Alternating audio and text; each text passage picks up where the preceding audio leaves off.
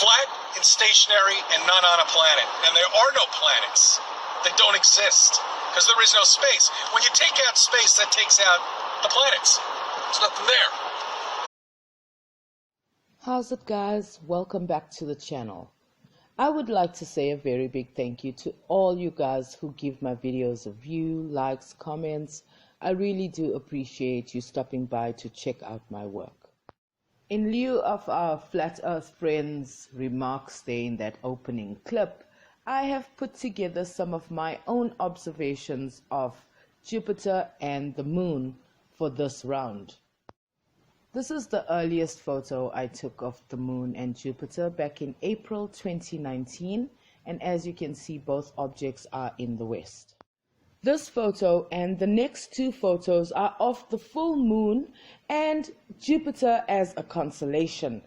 I was actually just wanting to do the experiment of looking at the full moon on the east-southeast in the evening of the 17th, and then the following morning, the 18th of June, looking at the moon in the west-southwest. So I have to pose the question to flat earthers. How does the moon travel from one horizon to the opposite horizon within just over a 12-hour period, but then it still takes 27 days to orbit the Earth?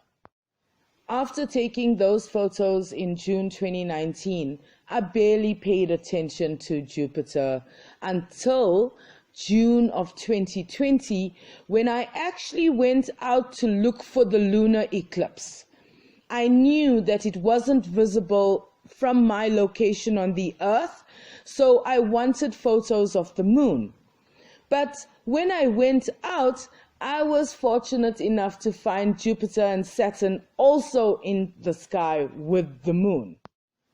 So after this observation in June of 2020, I don't pay much attention again until I see it in the morning in, what month is that? July of 2020. And then I start paying attention. I take a few photos over the next 2 weeks. I follow it down to the horizon, and once it disappeared from my view, it was out of sight, out of mind. And after these observations, as I said, I didn't pay much attention, but the closer it got to December, the more we started hearing about the hype for the 2020 Saturn-Jupiter conjunction from Earth's view. Then I started paying attention, and this is the 2nd of December 2020, just under 3 weeks before that conjunction. I have to ask you, flat earthers, do you think that my camera is conjuring up these images when I go and point my smartphone at the sky? You know, I've taken photos of these objects at all points in the sky. How can you honestly tell me that these objects don't exist? Also, guys, I do understand that my footage isn't the best, but I am using smartphones to make these observations, and I have captured these objects in various atmospheric conditions. For example, in this one, the atmosphere was very turbulent.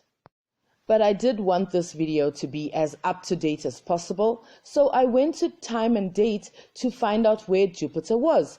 Then I went outside, and lo and behold, Jupiter was exactly where time and date said it was. So, okay, maybe some avenues of information are untrustworthy, but not all of them are untrustworthy. And that's one of the reasons why I wanted the observations of last night, because Jupiter is now in the early evening eastern skies, east-southeast. And the moon was almost above my head at 81 degrees.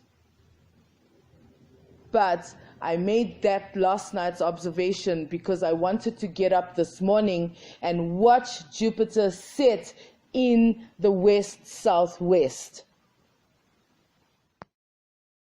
and ask the same question that I asked of the moon. How does Jupiter travel from one horizon to the opposite horizon within the span of one night, plus minus 12, give or take some minutes, hours, but it still takes 12 years to orbit the sun? Alright guys, I've tried to make this video as short as I possibly could. If you've made it this far, thank you so much for watching. Please comment, give the video a like, share with a fluff, and if you might be so inclined, please support my efforts. Links in the description. Please guys, stay safe, and I will catch you in the next video. Bye.